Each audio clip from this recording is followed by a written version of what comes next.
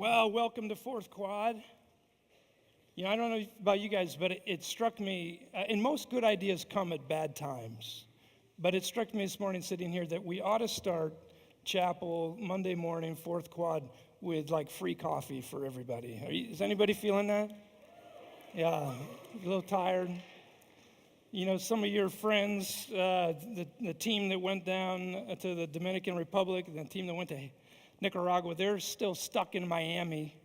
They're spending at least 2 nights overnight waiting on flights to get back home, wishing they were here. Some of them not really wishing they were back, but some of them are. Well, we're continuing, as Andine said, with this series on real life. And I want to talk today about relationships in real life. And in particular, a particular kind of relationship. That is friendship, which is perhaps the most powerful one. I want you to take a copy of Scripture. You can find one in a pew Bible in front of you or in your backpack if you've got one. Turn to John 15, towards the end of Jesus' life, speaking with his disciples, giving them the real goods before he has to leave, the stuff that culminates 3 long years of public ministry with them. And he says this, chapter 15, starting at verse 9. As the Father has loved me, so I've loved you. Now remain in my love. If you obey my commandments, you will remain in my love, just as I have obeyed my Father's commandments and remain in his love. I've told you this so that my joy might be in you and that your joy can be complete. And this is my command. Love each other as I've loved you. And greater love has no one than this, than that he laid down his life for his friends. Now you are my friends if you do what I command. I no longer call you servants, because servants don't know what their master's business. But instead, I've called you friends. For everything that I've learned from my Father, I've made known to you. You didn't choose me, but I chose you, and I appointed you to go and bear fruit, and fruit that will last. Then the Father will give you whatever you ask in my name, and this is my commandment, to love each other. Now, Jesus here extends an invitation of friendship, but it's also a challenge. He invites his disciples, says, listen, guys, this is I want to define our relationship here. And he takes pains to do it. He says, this is a friendship. Now, friends, you grow up with friends. Chances are you grew up with your mom or dad or grandma or someone dragging you around for play dates when you were about 3 years old and making little friends, right? And then you go to school and you make other friends. And here at college, you might look around and you might have friends. Look, in fact, take a moment now and look around. Who are you with? Who are the people that are with you? It might well be this, that the most influential factor in your life may not be the college you go to or the degree you get, or what you know and what you don't know, but who your friends are and what influence those friends have on you. We don't offer a class in friendship.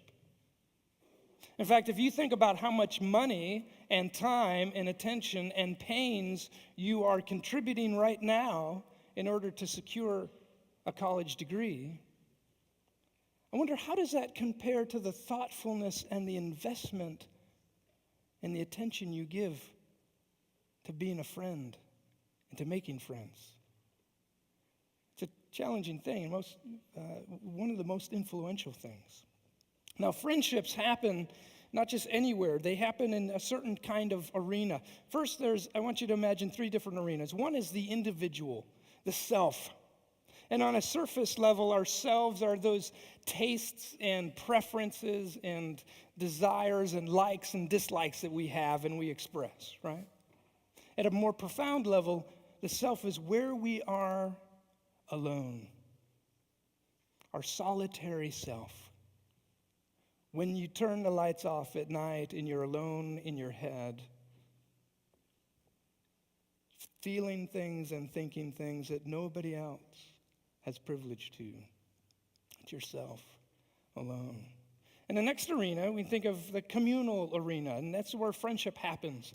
And friendship can be between two people, a best friend kind of thing, or it could be between maybe 20 people, your circle, your family and friends. It could be between 200 people, those folks you go to work with or to church with and interact with here and you know in a broader way. But you know them in a way that they really know you, and you can respond to them and you can form a friendship with them. And then just one other arena I want to draw our attention to, and it's the hyper-public arena of media. And it's the arena where we have access to information and images that is limitless. Both geographically, it's limitless. We can pull up those images and information from all over the globe. It's limitless in terms of time. We can do it anytime we want. In fact, some of you might be surfing on your iPhones right now. Turn them off if you are. I don't think we're getting wireless here, so laptops probably aren't working. But it has that fully public place in which you can participate, but with complete anonymity. That is, so long as you're keeping up your monetary relationship, you're paying to do the things, the transactions and interactions that you're involved with, then nobody else cares who you are or what you do or the quality of your life. You can play in that arena. Right? So we have these three different arenas, and at this middle one, is where we're called really to be ourselves, our true selves. It's the arena of friendship. I get a little magazine, a journal comes out 4 times a year. It's called Comment, and it's made for Christian students like you guys. It's published by some friends up in Canada. Gideon Strauss is going to be with us next week. He was the editor of this for quite a while. You can, I think, get a free subscription. At least it used to be free for full-time students. You can go online, look at Comment. But in this issue, I read last week an article by a friend of mine, Steve Carmer. And in it, he's answering this question. What has changed for this generation of students? How is this generation different? How is the environment they find themselves in different? Right? And he answers it in this way. He says, well, in many ways, this generation of students is just like every other generation of 18 to 25-year-olds. They're asking the same questions. They're facing the same challenges. The challenge to become an authentic self, a self that is full of integrity, a self that responds to the world in responsible ways, one who knows oneself. But the context in which they do that has changed, and primarily in 2 ways. One, sexuality, and the other, technology. I want you to follow along here as I read some stuff from Garber. Whatever we make of the sexual revolution of the 1960s, there's been an undeniable overturning of social norms about relationships, about marriage, about sexuality, that make finding one's way into sexual flourishing very difficult, if not near impossible. For example, the 20-somethings and younger that I know see nakedness and sexual intimacy through access to technologies like film and the internet in ways that would have both perplexed and shocked previous generations. Well, what's the big deal? And a shrug of the generational shoulders. Having seen people doing it scores of times before they themselves enter into their own sexual hopes and dreams, makes the honest glory and the real human and the two became one flesh seem both less than and more than what true lovers of God and each other ought to find in a marriage bed. I don't think this generation has any idea what the consequence of this casual voyeurism will mean for them over time. And I grieve over that. We all will. This casual voyeurism that takes, on the one hand, this individual thing of the personal, the intently intimate and personal of sexuality, combines it with this hyper-public tool of the internet and videos and movie outlets, and clashes together this thing in which completely bypasses the communal and the level of friendship. in which there is no accountability. There is no true knowledge of the self. This arena of the hyperpublic gives us the illusion of intimacy without ever being known.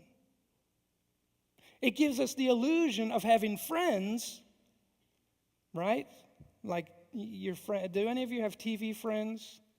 Like Phoebe and Rachel and Ross and Chandler and those guys? Or maybe John Locke or Jack Bauer. These people whose lives you follow. You know, every week you got to check in, see what's happening with Jack. You know, or John Shepard. You guys follow these guys? They don't know you exist. It's not a friendship. You know. It also gives us the illusion that somehow we're engaged in the world. If we surf the web and look at images and pictures from Haiti or from Chile or from the massacre last week in Rwanda, we can think, oh my gosh, it's horrible. I feel so bad. I wonder what the Celtics did last night. So there's the illusion of intimacy, the illusion of friendship, the illusion of involvement in the world, but it completely bypasses this center realm where true friendship can really happen, you know. It's Wendell Berry, who's been one of the more astute observers of American culture over the last 30 or 40 years. He writes novels and poetries and essays. He said this is several years ago. Do any of you remember, do you know the name Clarence Thomas? One of the justices on the Supreme, anybody? Okay, it's a name you might want to know. African-American man, Supreme Court Justice. When he was being vetted for that appointment, a woman came forward and accused him of sexual harassment. And it got played out over weeks on television and in the newspapers.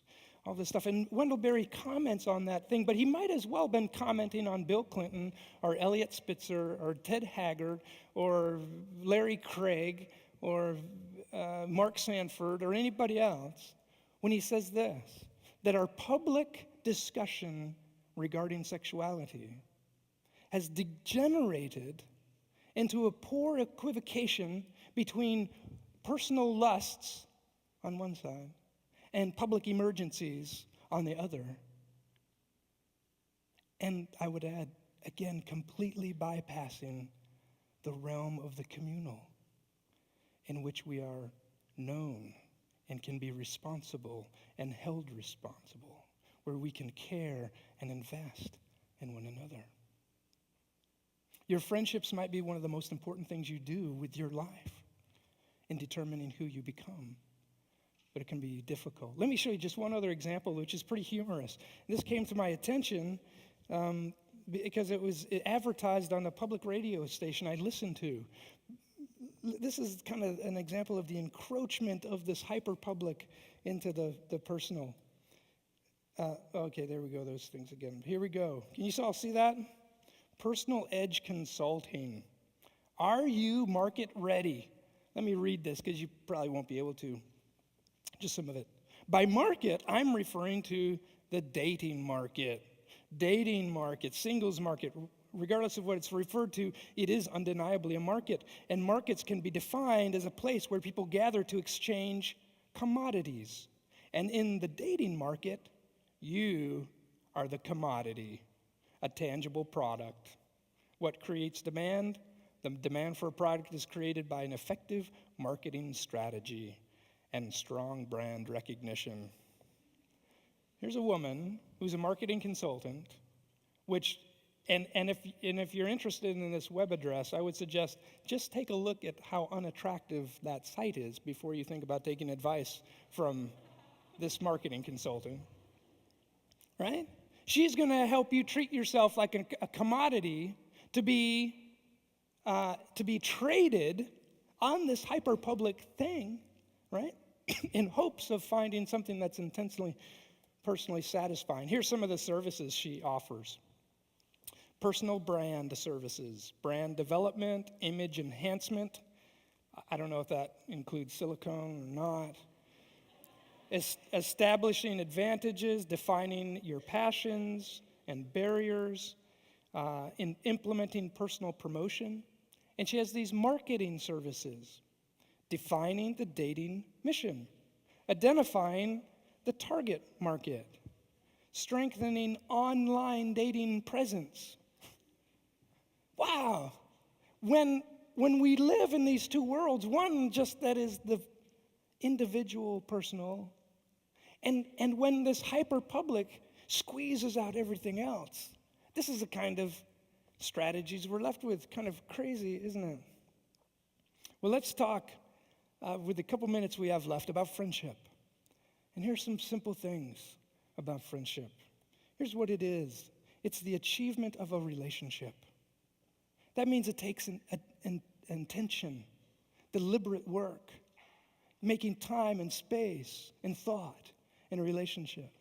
Charles Kingsley, who in the 1800s was an eminent churchman and novelist and essayist, he wrote a ton of stuff. In fact, his life was so influential in the circles he ran in that he impacted both Cardinal John Newman, the Oxford fellow who converted to Catholicism, and Charles Darwin. Both acknowledged him and the friendship and relationship they had together. In fact, you might have crossed paths with Charles Kingsley if your mother or somebody read to you Water Babies, a little fairy tale of sorts, which was social commentary of the day. Somebody asked Kingsley once, "What is the secret of your life? How were you able to accomplish so much and remain a person of such integrity?" And his answer was very short and simple. He said, "I had a friend. I had a friend." Not to be taken for granted, not to just be assumed, but something to be achieved, something to be invested in and worked on behalf of. But secondly, friendships are marked by knowledge and acceptance. Knowledge and acceptance. You can only be a friend if you are known and fully accepted. Elbert Hubbard said this, that a friend is the person who knows you full well and likes you anyways, right? And still like you. But it also means that we have to know others and accept others, to fully accept others. Robert Frost said, "To be sociable is to be forgiving." It means you accept others as they are, not on the terms you want them, but as they fully are. And lastly, friendships are marked by this, a commitment to the other's well-being. Often we make friendships based on shared interest, right? That's how someone comes into our orbit. That's how we cross paths with people and what we tend to talk about, those things we have interest. But that's not a true friend. That's maybe an acquaintance. That's maybe a gaming buddy or someone you do study with. But a true friend is someone who is committed to your well-being, someone who is not willing to allow you to remain as immature as you are. Excuse me.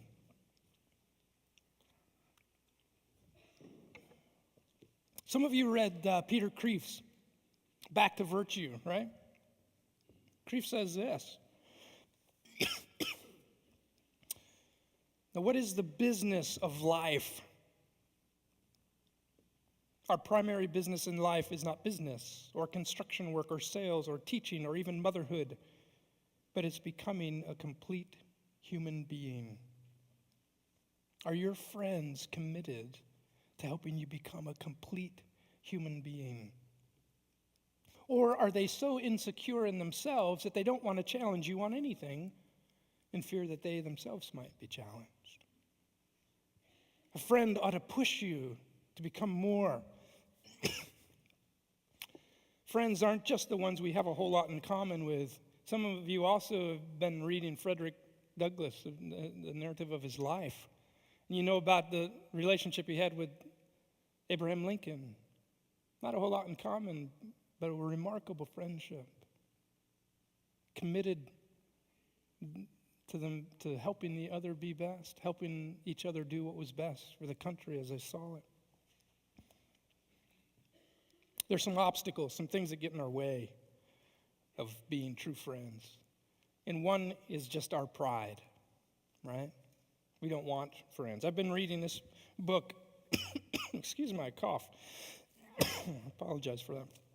It's by Henry Now, and it's called Home Tonight. There's going to be, later this spring in April, there's going to be a half-a-day workshop on contemplative prayer led by the woman who edited this book. It was put together after Nouwen's death. It's more reflections, continued reflections on the parable of the prodigal son. So there they go. That just determined grades for the Elijah Project participants, right? But Nouwen, I'll tell you more about that half-day workshop later on. But Nouwen says this when he's describing the attitude, perhaps, of the prodigal as he runs away from home, as he runs away towards anonymity to do whatever he wants. He says this adolescent attitude of wanting to find my own answers and solve my own problems and discover my own truth is natural. So people who try to give me answers before I'm even looking for them irritate me. The parental voice is speaking. Now, this is how to behave, and this is how to relate, and this is how to worship, and this is how to do this and that, and this is the school for you. Well, to hell with that. I want to live my own life without parental voices. I don't want to have answers before I've even raised the questions. I don't want to have religion before I felt the need for it. I don't want to be given all the right ways before I've learned on my own about wrongdoing. I don't want answers coming to me from a place that's pre-given. A normal and a natural, and I think a healthy stage in becoming a true self. But if we remain there, we might just end up alone in the pigsty, right? At the end of that. Pride.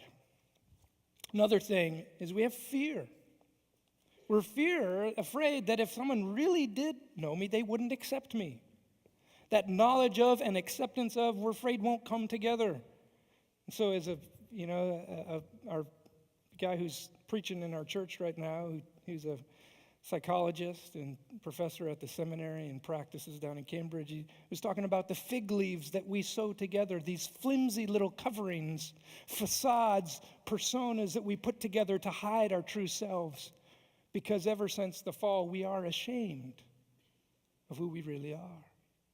And so we're afraid to make true friends, because if I take that gamble and initiate this conversation, if I raise this topic, if I tell people what I'm wrestling with, if I'm telling people what I'm afraid of, or if I tell people what I'm passionate about and I'm dreaming of, they may not accept me. We fear we won't be accepted. And one of the last things is distraction. We just don't give attention to friendships. Playing Halo with someone for 3 hours straight does not a friendship make.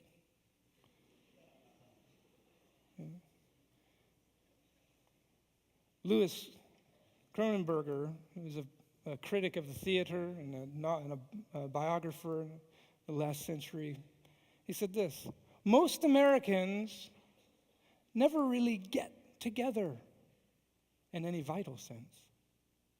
They just do things together. Do you have friends with whom you just do stuff, but not true friends who really know you and accept you and challenge you to be all that God's calling you to be? Right? We can't just show up.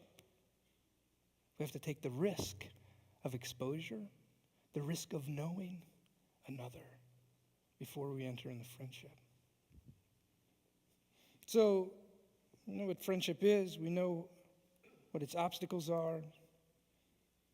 The importance of true friendship is this, is that it brings knowledge of ourselves. You can't really know yourself without knowing another.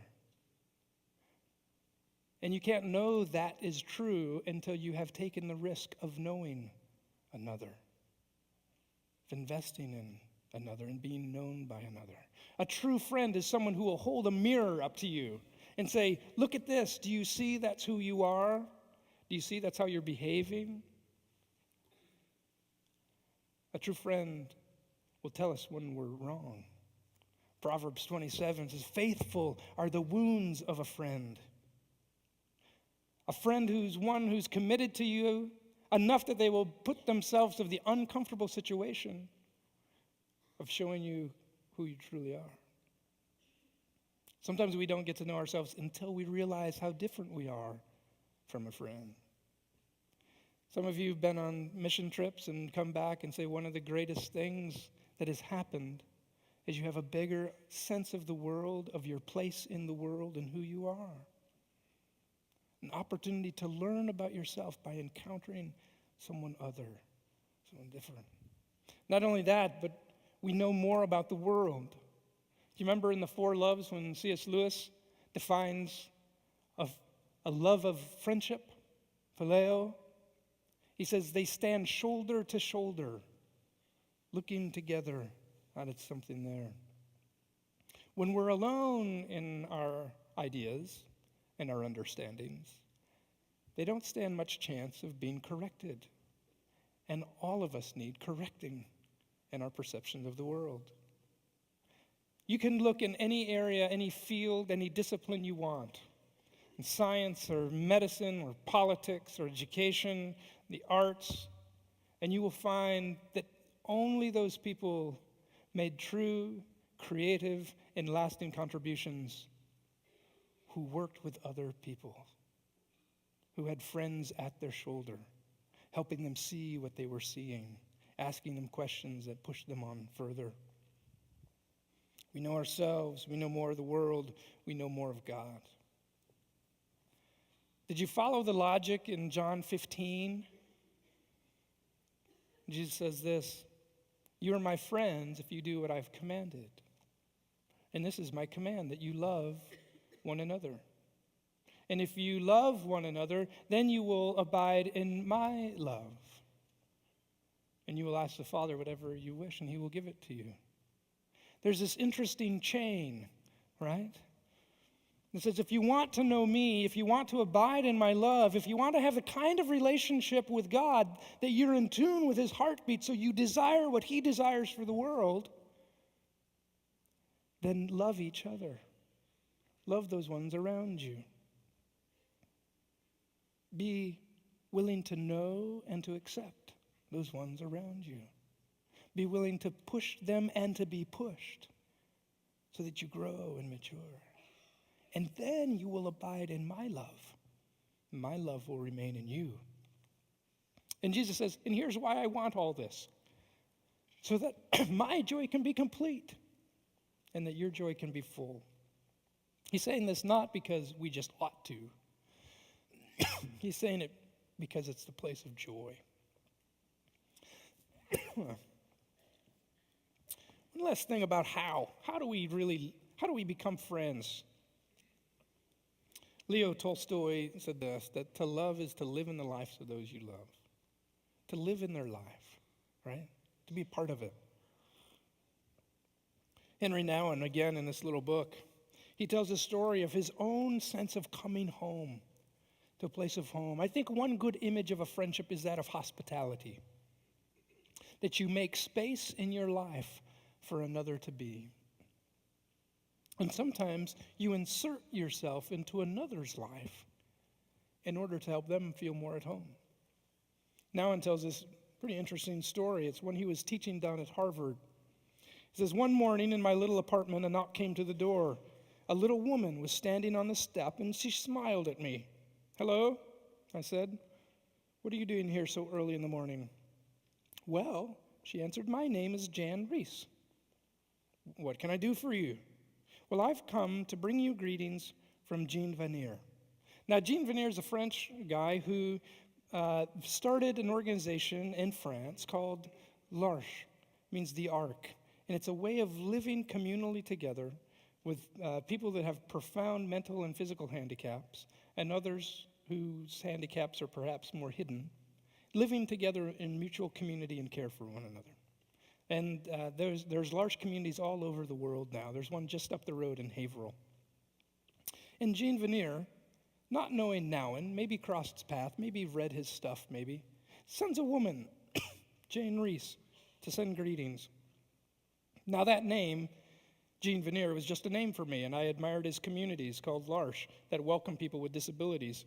I'd even mentioned Jean Veneer in one of my books, but I had never met him. So again, I said to Jan Reese, this woman on his doorstep, well, I come to bring greetings from Jan Veneer. Thank you very much. I appreciate that. So what is it that you really come for?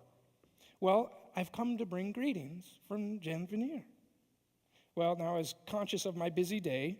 I was hoping to get some things done. I wanted to bypass the small talk. So I said, well, do you want me to give a lecture somewhere? Do you want me to do a seminar, a talk? What can I do for you? And she looked at me and suggested that I invite her to come in. So I stood aside and said, sure, you can come in, but I have to leave and go teach a class, and then I have a meeting, and I'm really completely tied up until supper time. So in my living room, she turned and said, okay, that's fine. You go off. I'll be fine right here until you return. And thus she came in, and I left for the better part of a day. But upon my return, early evening, I gazed at my room.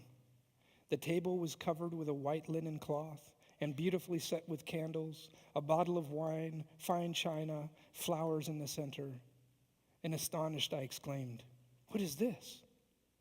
Oh, I thought you and I could have dinner together, she casually replied. But where did you find all these beautiful things? I asked.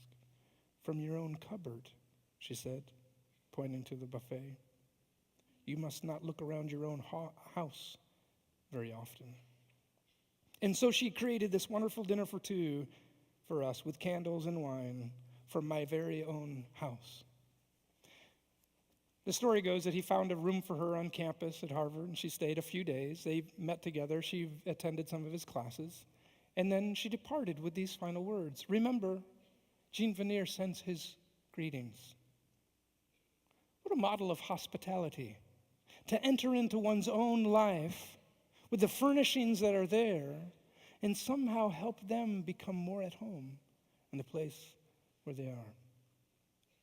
Can we take the risk of doing that for one another and inviting one another into our life? That's the invitation that's extended in John 15 when Jesus says, I will call you friends, ones I know and ones who know me, if you love one another. Let's respond. We're going to sing hymn number 441, Take Time to Be Holy.